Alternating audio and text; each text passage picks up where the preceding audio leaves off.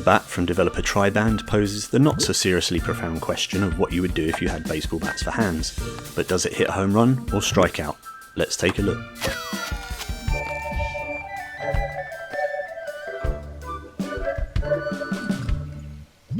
First up, thanks to the developer for providing me with a review key for the game, but as always the opinions presented here are entirely my own. Now if you thought What the Bat was in any way a serious baseball simulation, then I've got two things to say to you. Firstly, it's not a serious baseball simulation, and secondly, how did you even remotely get the impression that it was?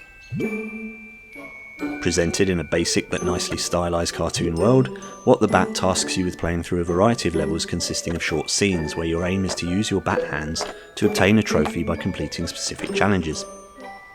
Much of the fun is in figuring out exactly what you have to do in each scene, as aside from the occasional hint, there's no explanation or instructions given.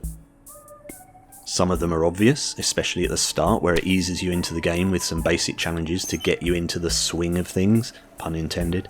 But things eventually become a bit more involved in the latter half of the game, although apart from maybe one or two scenes, you're never likely to be left scratching your head over what to do. To give some examples, you might be simply hitting a ball at a trophy in one level, haphazardly pouring a bowl of cereal or brushing your teeth in another, then the next thing you know you're carrying out an art gallery heist in the style of Mission Impossible, albeit with a horse suspended from the ceiling, naturally. Yep, What the Bat rarely makes sense and never takes itself seriously, which is the great thing about it. The physics-based nature of the game makes it charmingly infuriating at times, with often hilarious results when trying to do anything requiring any degree of accuracy.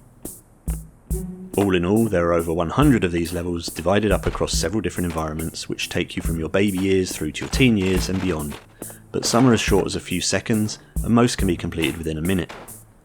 As a result, the game takes around 2 to 3 hours to play through entirely, perhaps 4 if you take time to interact with the levels in a bit more detail. And sadly, once you're done, there's little motivation to play through again, as the initial enjoyment of working out what to do is all but gone. The end credits do hint that there may be more levels coming in the future, but I'd also love to see some additional gameplay features or modes added in. Something as simple as a timer, where you could see how quickly you finish each scene or level, would at least let you try and beat your best times. Some of the scenes, such as the bowling, pinball or Space Invaders, could even be self-contained minigames with their own high score tables. And hey, hear me out for a moment. Semi-contrary to what I said at the start about this not being a serious baseball sim, perhaps they could even include a really, and I mean really, basic baseball mode. Due to its simplicity, it is however another one of those ideal games to introduce yourself or others to VR, as there's little movement and it's super easy to understand the controls and gameplay, similar to how Job Simulator was a great introduction to the original PSVR. Although it is a short game, I do have to say there's a fantastic amount of creativity on display in the sheer range of challenges and interactions you'll face along the way, and I never found myself getting bored at any time. One minor issue is that in some scenes you can mess things up to the point where you need to restart the scene to try again. This fail state is only indicated by a buzzer sound, and to restart the level you just need to tap a button on the end of your in-game bat, but it's sometimes easy to miss the fact you messed up in the first place, and you're then left hanging wondering why nothing is happening. As mentioned, the graphics are basic looking and it's no graphical showcase of the PSVR2's capabilities, but it's easy on the eye and it has a bold, colourful design style applied throughout the whole game. You'll meet a range of cute characters along the way, one of which is your possibly imaginary elephant friend who accompanies you at all times. Now I say friend, but sometimes it seems like they're subtly spying on you, almost as if they're an observer and this is all one giant sociological experiment. Who knows? Sound effects are fairly limited and functional, but there's some fantastic music accompanying the levels, and you may well find yourself humming and singing the main What the Bat refrain hours after you finish playing. I also really enjoyed the little attention to detail things dotted throughout, such as when you look at your elephant friend and hear an extra layer of tuba in the soundtrack, or the way the artwork you create and the photos you take at the end of each level start making appearances in the scenery of other levels. This is clearly a game that was made with love by everyone involved. Controls are simple, you literally just need to wave your arms around, and options are minimal with the usual volume controls, height adjustments and so on.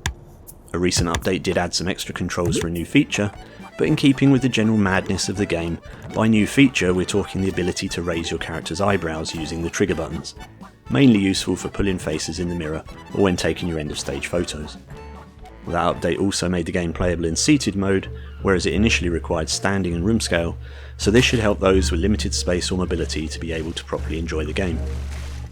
Sadly, there's only a handful of trophies to rack up, mainly for completing the stages, and trophy hunters may be disappointed that there's no platinum available. So what did I think? Overall, the game is a big chunk of bite-sized fun which can be dipped in and out of, or played through in one extended session. Although it is a well-presented package, the asking price of £20 is possibly a bit on the high side for what it offers, particularly considering the current lack of replayability, and it's probably better suited to around the £15 it was offered for during the launch window, so you may want to wait until a sale to pick it up. However, if you're just starting off with VR, looking to demo VR to others, or just in the mood for some straight up bonkers fun, then look no further.